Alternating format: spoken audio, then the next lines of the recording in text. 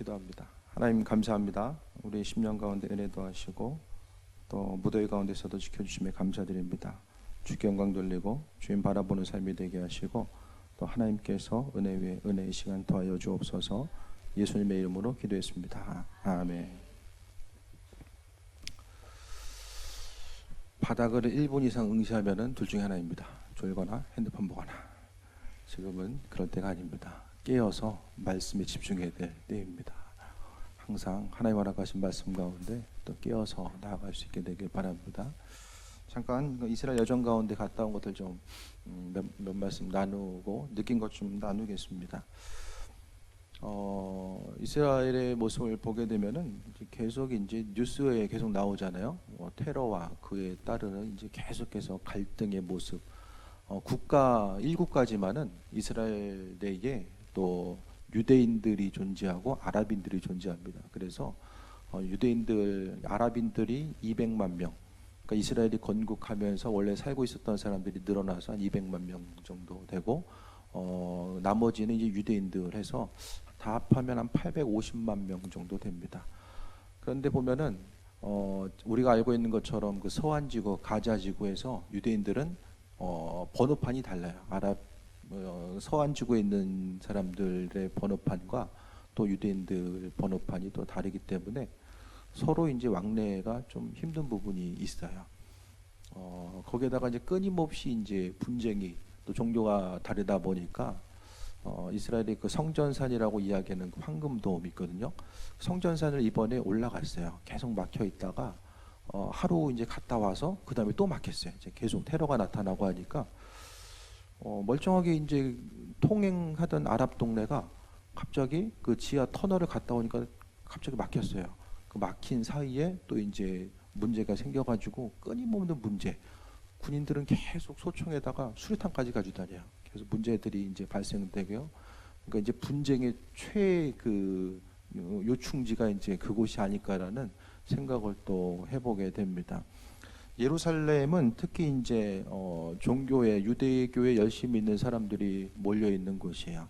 예루살렘이 중요한 이유는 다윗성 또 성전이 있었던 곳이 예루살렘이고 지금의 황금돔이 있었던 자리가 바로 예루살렘 성전이 있었던 자리입니다. 그래서 유대인들은 거기다가 이제 제3성전, 제1성전은 솔로몬이 지었던 성전, 이 성전은 포로기로 바벨론 포로기로 잡혀갔다가 돌아와서 지었었던 스룹바벨 성전 다 무너졌죠. 그다음에 이제 그 이후에 헤롯이 이제 성전을 수축하게 되지만은 이제 그다음에 또 무너지게 되고 제3성전 앞으로 지어질 제3성전을 황금돔이 있는 그 자리에 유대인들은 짓기 위해서 모든 준비는 다 해놨어요. 문제는 장소를 거기에 지을 수가 없어요. 거기다가 이제 밀고 짓게 되면 그 아랍과의 전쟁이 일어납니다. 그러니까 황금돔이 있던 자리, 지금 있는 자리가 유대교, 이슬람교에 있어서 3대 성지 중에 하나이기 때문에 심각한 문제. 지금도 거기 성전산이라고 이야기하는데 그 성전산에 이제 그 성전산 주변에 테러가 있다 보니까 이제 이스라엘에서 성전산에 아랍인들이 올라가는 것을 이제 좀 제지하다 보니까 계속해서 이제 또 전쟁과 또 다툼의 모습이 이제 일어나게 되고 끊임없이 이제 그 물고 물리는 그런 그 다툼의 모습이 일어나는 곳이 그 모습 그곳이라고 볼 수 있고 또 특히 이제 주목해 볼 수 있는 것은 이제 전통을 지키면서 살아가는 그 전통 그 유대인들의 모습을 또 이야기합니다. 검은 옷을 입고 다니고 또 그들이 검은 옷을 입은 것은 성전이 세워지지 못하고 성전이 무너졌기 때문에 그 성전이 다시 세워지기까지 그들은 검은 옷을 입고 다닙니다.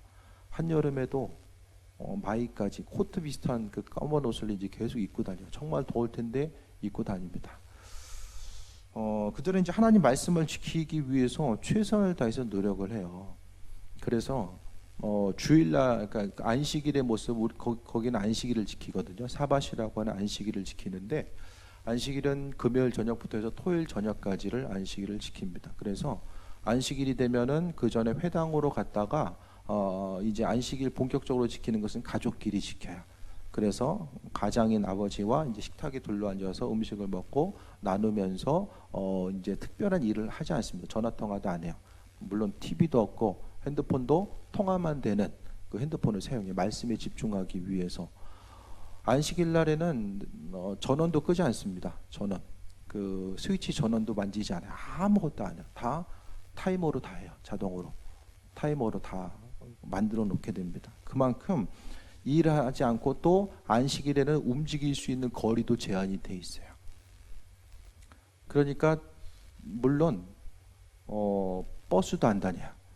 그러니까 애들도 갈 데가 없어요.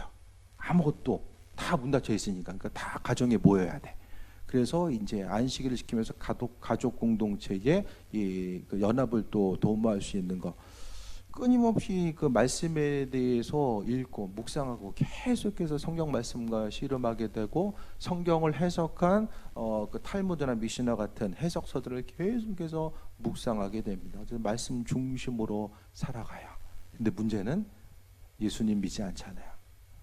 죽을 힘을 다해서 말씀 배우고 말씀 묵상하고 말씀대로 살기 위해서 삶의 전 부분을 헌신하고 노력하면서 살아가지만은 예수님을 믿지 않기 때문에 그들에게 있어서는 구원 없습니다. 여전히 메시아를 기다리고 있어요. 예수님을 메시아로 인정하지 않는 가장 중요한 이유는 십자가 사건 때문에 그래요. 어떻게 메시아가 십자가에 달릴 수가 있느냐. 그들이 생각하는 메시아는 정치적인 어려움과 고난으로부터 구원해 줄 누군가를 하나님께서 보내신 메시아의 조건이라고 생각을 하게 됩니다. 그래서 그들은 지금도 메시아를 기다리고 있습니다. 아무리 스스로 신앙적인 열정, 그 종교적인 종교심을 가지고 나아간다고 할지라도 여러분들 다 마찬가지예요. 수고하고 노력하고 헌신하고 아무리 마음의 중심을 둔다고 할지라도 그 안에 예수 그리스도가 없으면은 다 허무한 것일 수밖에 없어요. 그러니까 지금 유대인들의 삶의 여정 가운데서 거기다가 이제 예수님만 존재하면 선교사님 얘기로는 정말 완벽한 신앙인의 모습이라는 거예요. 그런데 그리스도 예수가 그 안에 없음으로 인하여서 이제 계속해서 이제 구원의 길과는 상관없는 삶을 살아갈 수밖에 없다라는 것입니다. 어쨌든 그 가서 이제 일정 가운데 북쪽부터 남쪽 끝 동서는 짧은데 북에서 남은 엊그제도 말씀드렸던 것처럼 한 500km 돼요. 동서는 짧은데 위아래로 길기 때문에 동서남북 끝까지를 계속해서 일주일 이상 차를 타면서 계속해서 다니고 또 계속해서 또 유대인들 위해서 하나님의 뜻 가운데 그 뜻이 이루어질 수 있도록 기도하면서 다녔고요. 또 볼 수 있는 것은 이제 유대인들, 그러니까 성경을 통해 보게 되면 하나님이 이스라엘을 이야기하거든요. 성경은 이스라엘과 이방 족속을 이야기해요. 그러니까 이스라엘은 그냥 나라 중에 하나가 아니라 이스라엘과 다른 이방인, 이스라엘이고 나머지 족속이 한 민족인 거예요. 뭘 말씀드리고 싶냐면은 이스라엘이 처음 이제 건국됐을 때에 1948년도에 건국됐을 때 한 60만 명 정도가 건국이 되게 됩니다. 그러니까 영국이 이스라엘의 건국 이전에 그것을 이제 그 영국이 차지하고 있었는데 영국이 이제 1차 전쟁을 1차 대전을 또 이제 수행하고 하는 과정 가운데서 이스라엘이 이제 그 건국을 이루게 되는데 정말로 이제 생각해 볼 수 있는 것은 이스라엘이 건국되기 이전에는 성경에 있어서의 선택된 백성들 또 하나님의 선민은 다 이제 그 믿는 우리들만을 얘기하는 줄 알았어요. 이것을 대체 신앙이라고 하거든요. 그러니까 그 당시에는 이스라엘이라고 하는 나라가 없었기 때문에 지금에 있어서의 이스라엘은 하나님을 믿는 백성들, 아브라함의 후손은 바로 그 그리스도를 따르고 주님을 믿는 한 사람 한 사람이 바로 하나님의 선택된 백성이다라고 이야기했습니다. 이것을 대체 신학이라고 이야기합니다. 그런데 이스라엘이 건국이 된 거예요. 아무도 예상하지 못했어요. 그러니까 기도하는 사람들이 있었지만은 이스라엘이 2000년 만에 정말로 나라가 건국될 거라고 생각한 사람들은 많지 않았을 것입니다. 나라가 건국되면서 이제 60만 명 이상의 사람들이 있고 지금의 이제 모습 가운데 인구가 지금 계속해서 들어오고 있어요. 이스라엘 땅으로 세계에 흩어진 그 유대인들이 이제 계속해서 이스라엘로 돌아오고 있는 것을 보게 되는데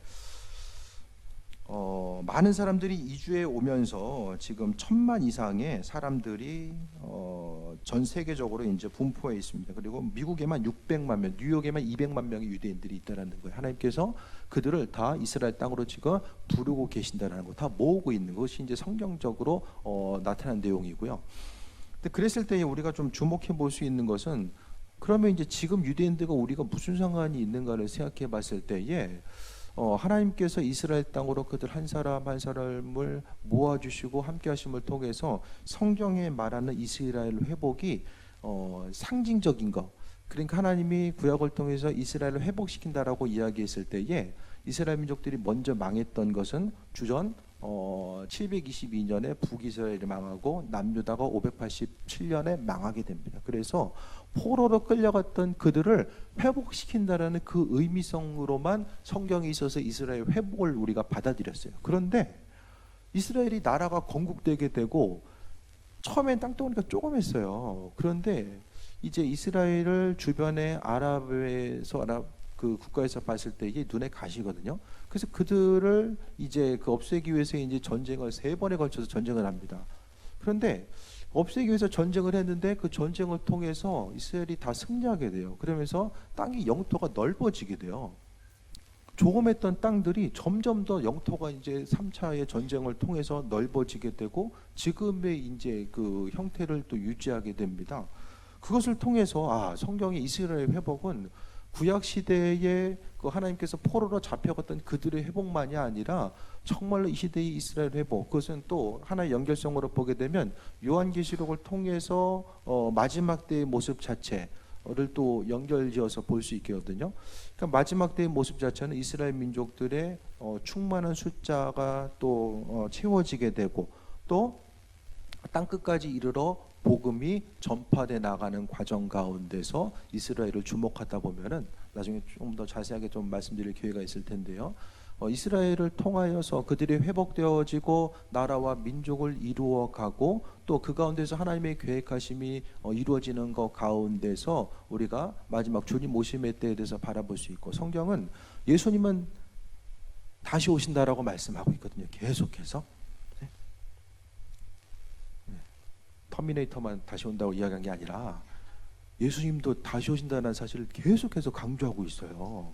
그 강조함을 통해서 예수님이 성경을 통해 강조하신, 신약을 통해서 강조하신 그 모습을 통해서 우리가 봤을 때 정말로 주님 다시 오시는데, 그 다시 오심에 대한 때와 징조를 우리가 여러 가지 것도 오늘 본문을 통해서도 볼 수 있지만은 이스라엘의 국가가 움직여지는 그 상황 가운데서 나라가 형성되고 또 그 나라에 있어서의 주권이 생겨지고 민족들이 한 사람 한 사람 인구수가 증가되고 영토가 증가돼 나가는 과정, 정말 할 수 없는 그 상황 가운데서 이스라엘이라고 하는 신생국가가 그 아랍에 둘러있는 그 가운데서 여전히 살아남을 수 있었던 그 이유 자체에 대해 생각했을 때에 순간순간 하나님의 도우심과 인도하심이 있었기 때문에 그들은 여기까지 왔다라는 거예요. 한 번 더 강조해서 말씀드립니다. 그러면 그 지금 유대인의 그 숫자, 그러니까 그들은 지금 초창기에는 60만 명이 60만에서 65만이 모였을 때는 믿는 유대인들이 없었어요. 한 명도 없었어요. 근데 지금의 인구 850만 명 가운데서 한 5만 명 가량이 믿는 유대인들이거든요. 그러니까 예수님 믿는 유대인들이 5만 명이에요. 그러니까 지금 봤을 때에 증가율은 세계 최고입니다. 숫자적으로는 얼마 안 되지만은 증가되는 증가 속도를 보게 되면 최고에 지금 다다르고 있어요. 유대인들은 많은 상처를 가지고 있어요. 그들이 학살당했었던 홀로코스트를, 기독교에 대한 홀로코스트 때문에 600만 명의 그 학살, 또 그거 외에도 많은 학살이 있었는데 그 중심 가운데서 기독교가 있었다라고 생각하기 때문에, 물론 어느 정도의 기독교가 유대인 학살을 용인한 부분이 분명히 있어요. 그래서 그들은 기독교에 대한 아주 많은 마음의 상처를 가지고 있어요. 그 상처에 대해서 또 회복되고 치유되어야지만 그들이 복음을 받아들일 수 있고, 한 가지 예로 말씀드리면은 유대인들이 이제 지금 5만 명 중에서 90% 이상을 차지하는 것이 바로 러시아계 유대인입니다. 러시아계 유대인들의 100만 명 가량이 이제 러시아에서 이주하게 돼요. 이스라엘로. 그 이주하는 가운데서 러시아에서는 쉽게 안 보내줬어요. 그런데 그들이 그만큼의 인원이 또 올 수 있었던 것도 하나님의 은혜인데, 그 수많은 러시아인들, 그 유대계 러시아인들이 돌아올 수 있었던 것은 바로 기독교인들의 역할이 컸습니다. 큰 배를 빌려서 기도하고 빌려가지고 유대인들을 배에 실어서 한 번에 데려오게 하는 그런 역할들을 기독교인들이 많이 감당하거든요. 그러면서 이제 믿지 않았던 유대적 배경을 가지고 있었던 유대인들이 이제 그들이 이제 믿게 되는 이런 결과들이 나타나게 되고, 지금 이제 선교사님 사역도 봅니까? 어쨌든 유대인들을 돕고 그들을 섬겨줌을 통해서 그리스도의 사랑이 그 안에 심겨질 수 있도록 그런 계속해서 돕는 역할을 또 하게 되고 있는 것을 하는 것을 보게 되었습니다. 그러니까 지금의 모습 가운데서 어쨌든 계속해서 하나님은 이스라엘을 통해서 집중하고 있다라는 거. 이 백투 예루살렘 그 좀 문제가 있다라고 이야기하는 사람도 있어요. 하지만 복음의 서진은 우리가 정말로 보게 되는 거잖아요. 복음의 서진이라는 것은 처음에 이제 유대 땅을 통하여서 그리스도의 생명이 꼽히게 되고 그 복음이 이제 서쪽을 향해서 계속해서 나아갑니다. 로마를 통해서, 그 다음에 영국, 또 미국 큰 대륙만 이야기하는 거예요. 그 다음에 한국과 중국에도 지금 우리나라 인구보다 더 되는 기독교인들이 존재합니다. 그 다음에 그 복음이 계속해서 서진하면서 구소련이 붕괴되면서 중앙아시아에 복음이 정말로 활짝 꼽히게 됩니다. 그래서 그 중앙아시아의 그 구소련이 붕괴되면서 이제 카자흐스탄이나 그런 국가들이 주님을 받아들이는 숫자들이 더 많아졌고, 그 외에 이제 동구권, 그 다음에 서아시아, 이제 이슬람 국가에서도 드러내지 못하지만 믿는 사람들의 숫자가 상당히 많은 것으로서 보여지게 됩니다. 그 다음에 이제 마지막이 이제 예루살렘입니다. 지금 우리가 집중해 볼 수 있는 것은 이스라엘 땅을 향해서 하나님의 관점. 유대인들을 보면 우리도 보면 되게 불쌍해요. 보면 저렇게 열심인데 예수님 몰라서 그냥 구원과는 상관없이 사는구나. 너무 불쌍하거든요. 그럼 주님이 보시기에도 마찬가지입니다. 주님 보시기 이스라엘은 이스라엘 민족들을 하나님께서 특별히 선택하셨기 때문에 우리가 그들의 회복을 도와줘야 된다. 그것보다는 하나님께서 우리를 다 선택하셨는데 그들을 특별히 장자의 사명을 주신 거야. 그래서 예수님이 유대의 민족으로 오시고, 또 주님의 제자들, 또 성경을 기록한 대부분의 사람들이 유대인이잖아요. 또 그들에 의해서 성경이 기록되게 됩니다. 유대인들이 없었으면 성경 우리에게 오기가 힘들었을 거예요. 성경이 기록되게 되고 그 말씀에 대한 전통을 지키고 온 이들이 바로 유대인입니다. 그러니까 그들에게 장자의 사명을 감당하도록 하나님께서 은혜 더하셨고, 이제는 주님 오시기의 때가 다가옴에 있어서 그 유대인들을 회복시키기 위한 하나님의 뜻과 계획하심이 분명하게 존재한다는 사실을 이야기하고 있습니다. 그래서 유대인 스스로는 그 일들을 할 수 없고 누군가의 도움을 통해서만이 그들을 도울 수 있는 거예요. 이스라엘에 가보면 홀로코스트 기념관이 있어요. 그럼 다 거기 가서 이제 교육받고 하는데, 홀로코스트 기념관을 통해서 그때부터 이제 아이들부터 기독교에 대한 반감을 가지고 이제 살아가게 됩니다. 그 마음의 상처들을 먼저 치유하고 회복하는 데 있어서의 기도가 필요하고, 또 거기에 이제 전통 유대인들은 스스로 직업이 없어요.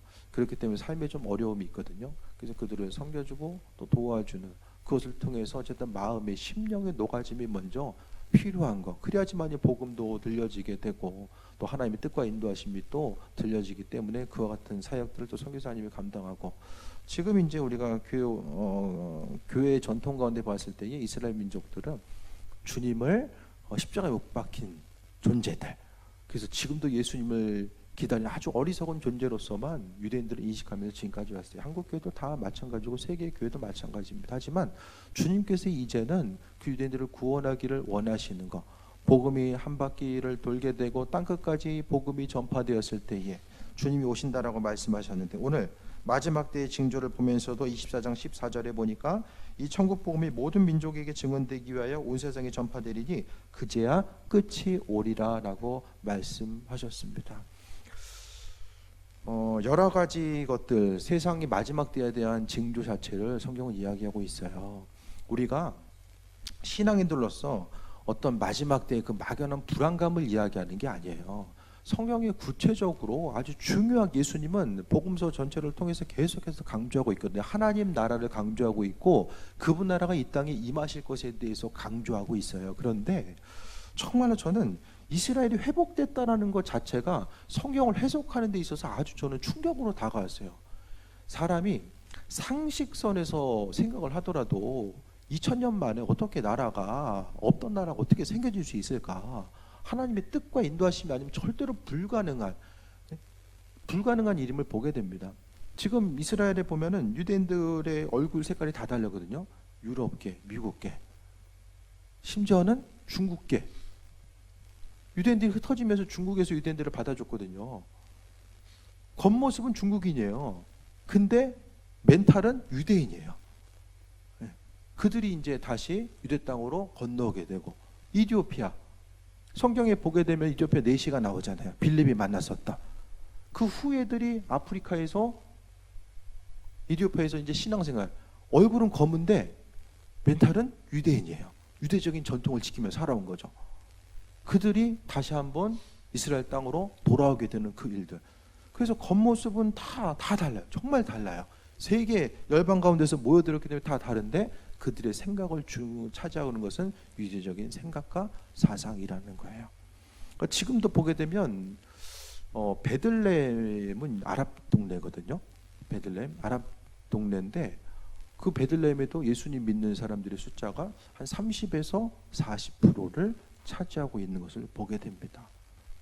주님의 탄생하심과 또 인도하심 가운데 바라봤을 때에 지금도 수많은 일들이 성경 가운데서 이루어지고 있는 거. 그러니까 성경의 내용은 만약에 성경의 내용 그대로고 지금 성경의 내용이 끝난 것이 아니라 계속해서 하나님은 성경의 스케줄대로 이 세상을 이끌어가고 계시고 이 세상 가운데 하나님의 일들을 만들어 나간다는 사실을 분명히 기억해야만 합니다. 성경 말씀이 성경 기록된 것으로 끝났다라고 한다면 우리가 성경 읽을 필요가 없어요. 말씀을 통해 봤을 때 성경은 하나님 약속하셨거든요. 그 약속들이 하나 둘씩 이루어가는 거. 그렇기 때문에 우리는 이 마지막 때의 징조를 통해 볼 때도 우리는 철저하게 성경을 의지해서 세상에 되어지고 움직여진 이 모든 징조들을 바라볼 수 있어야만 합니다. 그래서 이번 기회를 통해서 봤을 때에 성경의 스케줄을 하나 일하시고 또 이스라엘 땅을 향해서 하나님 지금 주목하고 계시고 그들을 스스로는 일어날 수 없는 그들을 세워나가는 데 있어서 하나님은 우리 한 사람 한 사람을 또한 사용하길 원하신다는 거. 어떻게 생각하면은 주변 사람 내 가족 구원하고 주변의 사람 구원하는 게 급하지 그 먼 데는 사람들 나하고 무슨 상관이냐. 그게 아니라 정말 하나님 원하신 일들 먼저 그의 나라와 의를 구하면 이 모든 일들을 더하신다라고 말씀하셨기 때문에 그분의 말씀에 의지해서 나아가는 것이 무엇보다도 또 중요한 때가 지금의 모습입니다. 오늘 본문 보면은 감람산 위에서 예루살렘 근처에 있는 감람산 위에서 예수님께 제자들이 물어봤어요. 마지막 때 징조에 대해서 물어봅니다. 그랬을 때 예수님께서 4절에 보니까 너희가 사람의 미혹을 받지 않도록 주의하라라고 하면서 내 이름으로 와서 이르되 나는 그리스도라 해서 많은 사람들이 미혹하리라. 전 세계에 우리나라를 비롯해서 내가 예수다라고 이야기해 내가 그리스도라고 이야기하는 사람이 수백 명이에요. 수백 명. 구월동에도 있잖아요. 구월동에도 길 건너면 있어요. 예? 그리스도라고 이야기하는 사람이 길 건너면 또 존재하잖아요. 하나님의 교회 여기. 세계적으로도 그렇고 한국 교회 가운데서도 그렇고 내가 메시아다라고 이야기하는 또 이단의 세력이 지금처럼 팽배했었던 적이 없습니다. 없어요. 이단은 예수님 그 이후부터 계속 있었는데 지금처럼 많이 있었던 적은 없었다라는 거예요. 또 난리와 소문을 듣겠으나 두려워하지 말라 이런 일이 있어야 돼 아직 끝은 아니다라고 합니다. 7절에 민족이 민족을 나라가 나라를 대적하여 일어나기 곳곳에서 기근과 지진이 있다라고 합니다. 전쟁의 소식이 그치지 않아요. 분쟁의 중심 가운데 있다 보니까 이런 거구나 그런 생각들이 이제 많이 들게 됩니다. 분쟁의 중심 가운데 있으니까 이스라엘 민족들은 휴가 나온 군인도 소총 들고 나간다고 휴가 간다고 말씀드렸잖아요. 그런 절박함 점점 더 그 국방비 지출한 예산들이 세계적으로 잠잠하다가 점점 더 이제 퍼센테이지가 급증하고 있습니다. 우리나라만 해도 어떻게 하면 군비 확장할 수 있을까? 물론 분단 국가라는 현실 가운데 있지만은 그게 우리나라만의 일이 아니라 계속해서 많아지게 되고 또 지진과 또 곳곳에 그 기근과 지진. 지금 서유럽 쪽에 보면은 그 비가 안 와가지고 관광객들도 물을 구할 수가 없어가지고 지금 난리인 이 상태. 세계적으로 지금 기근이 끊이지 않는 때가 바로 지금의 모습입니다. 잊어버릴만 하면은, 그러니까 신문 세계 뉴스 보면은 자연 재해에 대해서 나오지 않을 때가 없어요. 그만큼 기근이 심해지는 때가 지금의 모습이고, 또 이제 9절에 보면 환란이 나오거든요. 그 이스라엘에 보면 서쪽에 보면은 지난주에 이제 설교 말씀 영상을 통해서 전해드렸는데 갈멜산이 있잖아요. 갈멜산 앞에 펼쳐진 곳이 지금 하이파라는 지역인데, 갈멜산 끝자락에 보면은 그 유명한 그 좀 혼합 종교 비슷한 그 종교의 본산지가 있어요. 하이파 찍으면은 거기다가 이제 그곳이 나오거든요. 지금 이름이 갑자기 기억이 안 나는데 바이만교인가 그런 그 종교가 있어요. 그곳의 특징은 올라가는 데는 언덕이 높은 산이 있다라고 했을 때에 각각의 올라가는 코스는 다르고 정상 가서 만난다라는 거예요. 뭘 이야기하냐면은 뭐 예수님이나 뭐 아랍계의 그 알라신이나 다 똑같은 존재다. 예. 신의 이름은 다르지만 다 똑같다라는 거예요. 종교 통합을 이야기하는 거예요. 그 종교 통합을 이야기하는 데 있어서의 그 세력이 유엔과 연결되어서 유엔에 보면 종교 통합 분과가 있거든요. 그러니까 종교 통합을 이야기했을 때에 유일하게 합할 수 없는 것이 바로 기독교예요. 다른 이름을 우리에게 주신 일이 없다라고 말씀하셨기 때문에 그리스도 한 분 외에는 다른 이름을 주신 적이 없다라고 말씀하셨잖아요. 그렇기 때문에 마지막 때에 하나됨을 통해서 모이고자 했을 때에 믿는 사람들이 어려움을 당할 수밖에 없는 것, 그것이 바로 마지막 때의 모습이고, 또 10절에 보면은 많은 사람이 실족하게 되어 서로 잡아주고 서로 미워함의 때, 또 거짓 선지자가 많이 일어나 많은 사람들을 미혹하고 불법이 성함으로 많은 사람들의 사랑이 식어진다라고 이야기하고 있습니다. 지금이 어떤 때입니까? 지금 선과 악의 중심이 붕괴되는 때가 지금의 모습이에요. 사람이 쾌락을 추구했을 때에 제일 마지막 쾌락의 끝이 바로 동성애입니다. 마지막 끝이. 폼페이가 망하고 로마가 무너지게 되고 소돔과 고모라가 멸망하게 되고, 수많은 멸망의 순간, 그러니까 타락으로 인한 멸망의 끝에는 바로 동성애가 존재하고 있었어요. 세계적으로 보면은 점점 더 동성애 합법화가 이제 나타나게 되고, 이제 성경에서도 동성애는 완전히 금하고 있잖아요. 그러니까 타락의 척도를 봤을 때 그 척도가 마지막이 바로 동성애라는 거예요. 그래서 미국이나 특히 이제 유럽 쪽을 봤을 때에 성장하는 아이들에게 학교에서부터 초등학생부터 가리키는 것 자체가 결혼 자체는 남녀간의 결혼만이 그것이 아니라 동성끼리도 결혼하는 것이 이상한 것이 아니다라는 사실에 대해서 가르치고 있어요. 동성애 관해서 네이버에 쳐보면은 그런 합법화에 대해서 쳐보면은 너무나도 많은 자료들이 있는데 그게 사실인 거예요. 그래서 동성애 남자끼리 여자끼리 뭐 성관계하고 함께하는 것 자체가 이것이 문제다라고 이야기하면 그것이 이제 불법인 시대가 되어버렸다라는 거예요. 그러니까 시대적으로 또 우리나라에서도 동성애 축제를 하잖아요. 그러니까 수많은 죄에 대한 이 척도에 대해서 생각했을 때에 우리 한 사람 한 사람이 지금의 시대는 어떤 때인가, 성경적인 관점에 비춰져 봤을 때도 지금은 이 동성애가 만연되고 서로 선한 것에 관심을 두지 않고 사랑이 식어지고 개인적인 것에 관심을 두는 이 시대의 모습 가운데 뭐가 선인지 악인지를 구별하지 못하는 시대가 바로 지금의 모습입니다. 지금 한참 인터넷에서 뉴스가 되는 것이 그 펜션인데 다 벗고 이제 모여가지고 그 나치 펜션 해가지고 나왔잖아요. 제천인가요?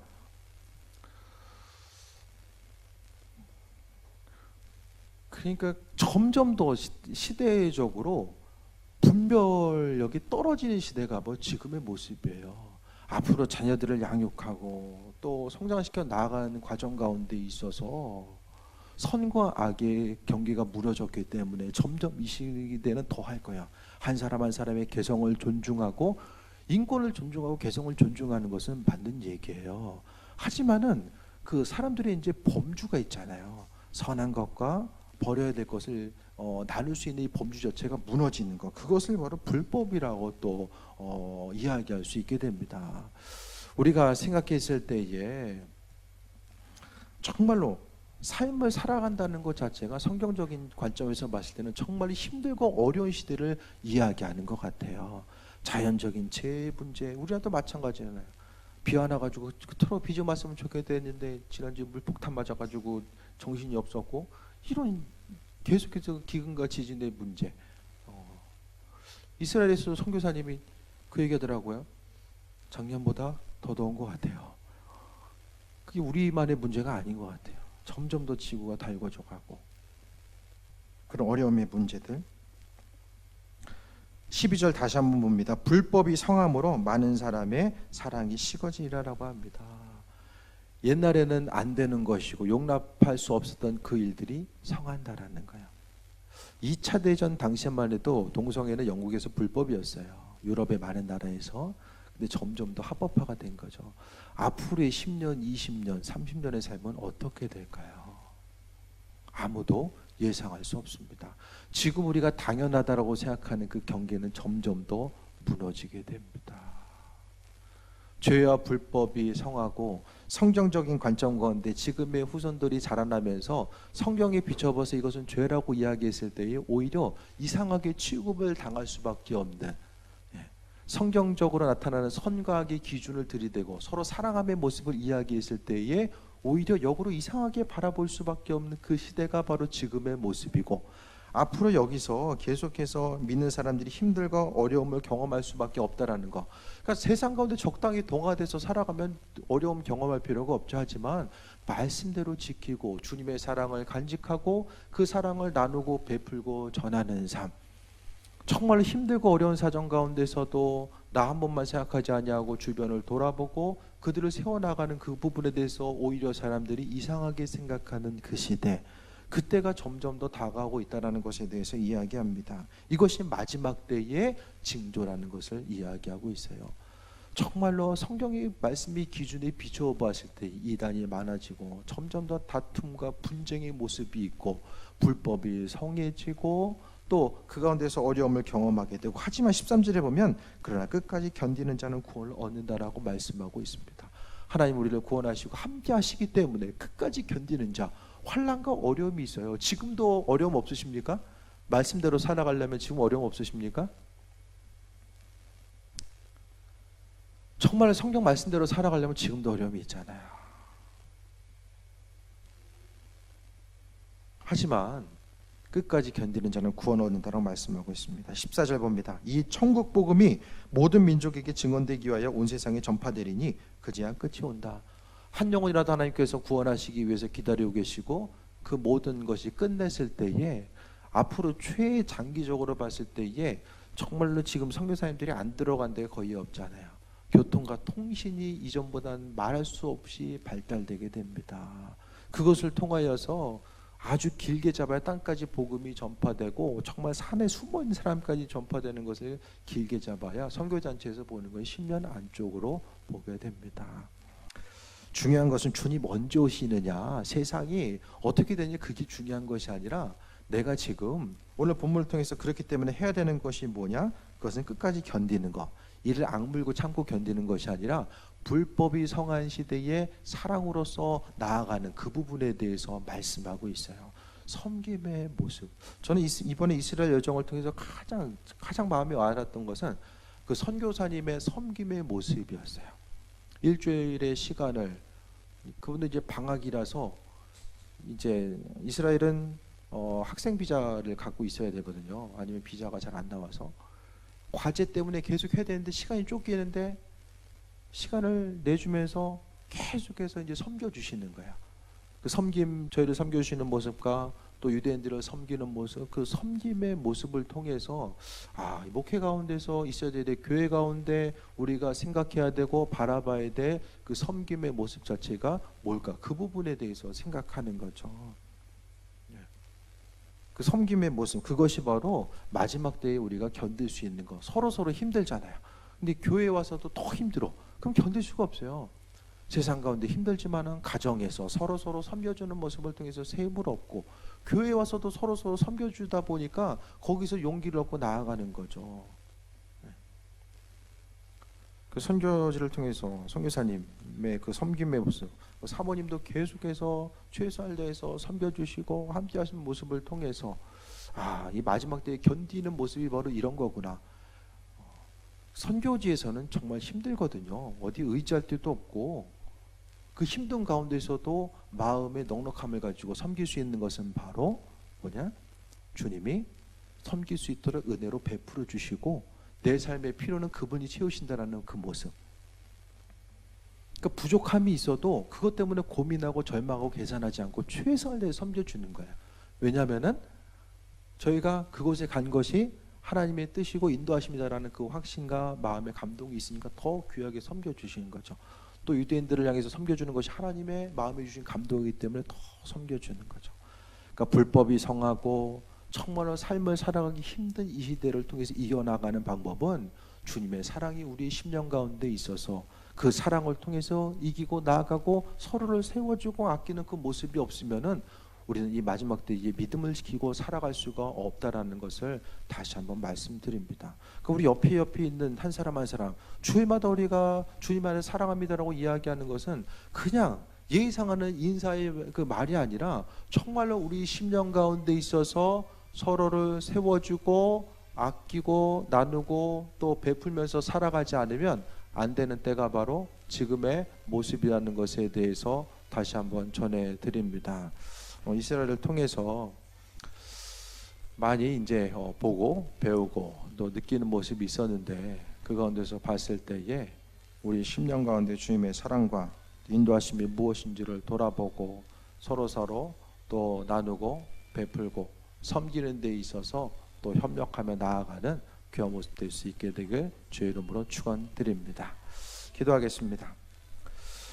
주님의 사랑 가운데 인도하심에 감사드립니다. 아버지 하나님, 마지막 때에 주님의 사랑과 인도하심이 아니면 그 사랑을 통해서 서로 섬겨주지 않으면 아버지 하나님 말씀을 지키고 살아갈 수도 없고 신앙을 지키기도 정말로 힘든 시대를 우리가 살아가고 있음을 고백합니다.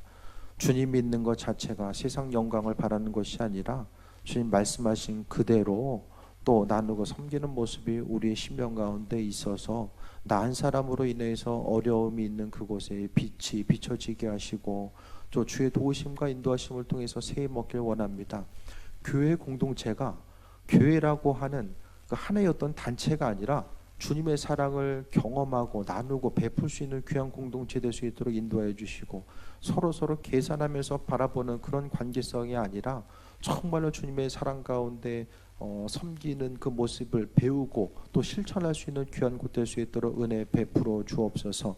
성경 말씀을 통해서 세상을 바라보게 하시고 또 미혹되지 않게 하여 주시며 하나님의 사랑과 은혜와 인도하심이 무엇인지를 또 깨달아 할 수 있도록 주님 역사하시고 은혜 베풀어 주옵소서. 어디서 무엇을 하든지 간에 강건함으로 역사하여 주옵소서. 예수님의 이름으로 기도했습니다. 아멘.